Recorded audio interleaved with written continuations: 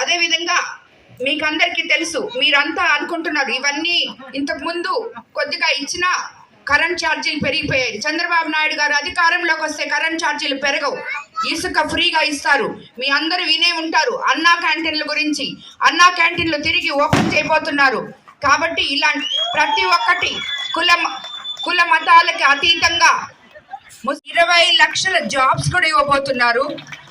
ఆయన తన ముఖ్యమంత్రి అయిన తర్వాత తన తొలి సంతకం మెగా డిఎస్సి మీద పెట్టబోతున్నారు. నేను ఇన్ని గ్రామాల్లో తిరుగుతున్నప్పుడు ఎంతో మంది మేము ఎంఎస్సి బిఈడి చేస్తున్నాం, బిఏ బిఈడి చేస్తున్నాం, మాకు ఉద్యోగాలు లేవు, మాకు వయసులు అయిపోతున్నాయి అని చెప్తున్నారు. కాబట్టి ఆ మెగా డిఎస్సి మీద సంతకం చేయడం అనేది మనకి ఆంధ్ర రాష్ట్రంలోనే ఎంతో మంది ఉపాధిలోకి వస్తారు. కాబట్టి తప్పకుండా మనం తెలుగుదేశం ప్రభుత్వాన్ని అధికారంలోకి తెచ్చుకోవాలి. ఇంకొకటి కూడా, ఈ నిరుద్యోగ యువకులు ఎంతో మంది ఉన్నారు. అది ఇంట్లో ఒక బిడ్డ పని చేయకుండా, వాళ్ళకి అంటే పని చేయకుండా కాదు, ఉద్యోగం దొరకకుండా మన కళ్ళ ముందు తిరుగుతుంటే చదువుకొని ఎంఎస్సీలు ఇంజనీరింగ్లు ఎన్నో చదివి ఉద్యోగాలు లేకుండా మన నెల్లూరు జిల్లాలో ఇంతమంది ఉన్నారు అని మాకు ప్రత్యక్ష రాజకీయాల్లోకి వచ్చిన తర్వాత ఇప్పుడే తెలిసింది. ఎందుకంటే ఆల్రెడీ ప్రభాకర్ రెడ్డి గారి దగ్గర ఎంతో మంది మన నెల్లూరు జిల్లా నుంచి ఎక్కడెక్కడో పోయి మన వేరే దగ్గర మేము చేసే పనుల దగ్గర అంతా మైళ్ళ దగ్గర అంతా పని చేస్తుంటారు.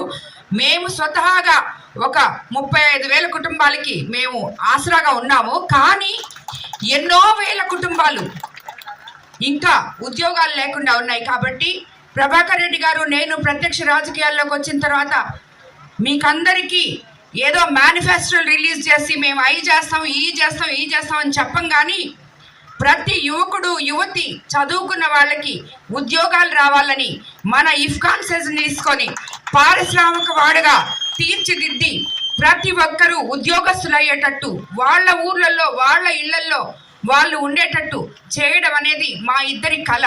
కాబట్టి తప్పకుండా మీరు ఎంపీగా వేమిరెడ్డి ప్రభాకర్ రెడ్డి గారిని గెలిపించుకోవాలి.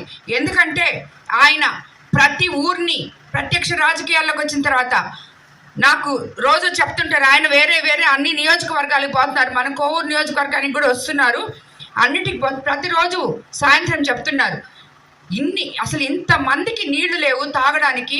మనం ఇచ్చింది ఆల్రెడీ మనం 200 ప్లాంట్లు ఇచ్చాం, కానీ ఇంకా ఎన్ని ప్లాంట్లు ఉన్నాయి మనం ఇవ్వాల్సినటివి.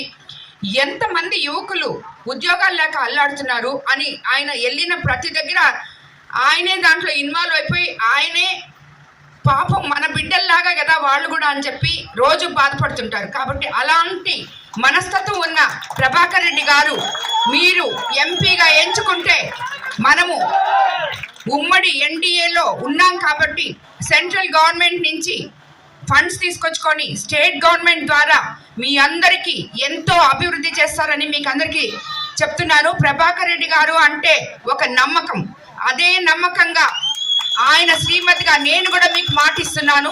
మేమిద్దరం కలిసి ఈ కోవూరు నియోజకవర్గాన్ని ఎంతో అభివృద్ధి చేస్తామని చెప్పి మీ అందరికీ మాటిస్తున్నాను.